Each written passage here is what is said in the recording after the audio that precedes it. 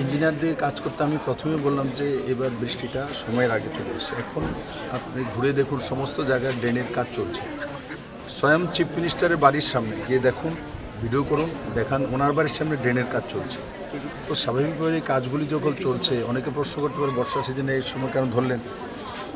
এইবার বর্ষা সারা ভারতবর্ষের মধ্যে 1 মাস আগে এসছে, পুরো ভারতবর্ষে, শুধু ত্রিপুরা রাজ্যে আসে।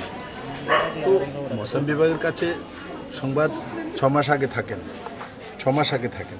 তো স্বাভাবিকভাবে কাজগুলো অনেক আগে টেন্ডার হয়ে গেছে, কাজগুলো শুরু হয়ে গেছে। আর সেই কারণে বিভিন্ন হচ্ছে। আর ওই সরকারে কী করেছে আর এই সরকার কী করেছে এটা এখন সময় না, এটা পাক্কা। প্রথম মুখ্যমন্ত্রী আমিই হয়েছিলাম, যেখানে 3-4টে পাম্প লাগানো হতো, সেখানে 20 থেকে 25টা পাম্প লাগানো হয়েছে।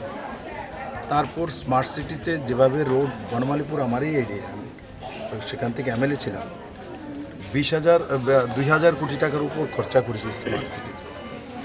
সেই পয়েন্টগুলিতে হোক, সেখানে জল নিকাশির ব্যবস্থা হোক, সবগুলিতে করা হয়েছে।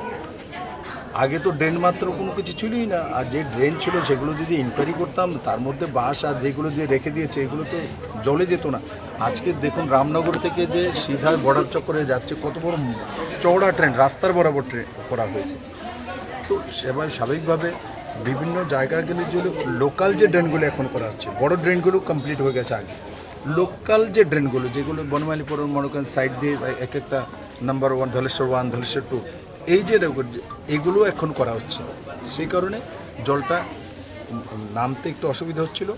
আর হঠাৎ করে জলটা এসে আগরতলা বরাবরই এমন, কিন্তু হ্যাঁ, তার জন্য আগরতলা এমন রাখা হবে তেমন নয়। তার জন্যই এখানে ত্রিপুরা সরকার, বিজেপি সরকার আসার পরেই এখানে রাউন্ডিং আমরা রিং রোড তৈরি করছি, সব কাজ চলছে। রিং রোড তৈরি করার পর জল নিকাশনের ব্যবস্থা ওইখান দিয়ে কীভাবে করবে, ড্রেনেজ ওখান দিয়ে রাউন্ডে বেরোবে। এখন শুধু কাটাকাল দিয়ে বেরোতে হবে।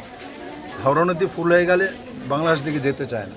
এইটা আগরতলা একটা নিচু জায়গা, বিশেষ করে আমার বনমালীপুর আর প্রতাপগড়ের একটা পার্ট আর রাধানগরের একটা পার্ট, এটাই এফেক্টেড বেশি হয়, বাকিগুলো তত একটা এফেক্টেড হয় না। তো স্বাভাবিকভাবে শুধু আমাদের এখানে হয়ে যায় না, পুরো নর্থ ইস্টে অন্যান্য জায়গাতে আমাদের চাইতে বেশি হয়েছে। মেঘালয় এত উঁচু, মেঘালয় হয়ে গেছে, আসামে তো ব্রহ্মপুত্রের কারণে হচ্ছে। তো প্রকৃতির সঙ্গে মোকাবেলা করা যায় না। আর এই জায়গাটায় নিচু জায়গা, তার জন্য হচ্ছে হ্যাঁ জলটা তাড়াতাড়ি বেরিয়ে যাক, তার ব্যবস্থা আমরা নিশ্চিত করেছি।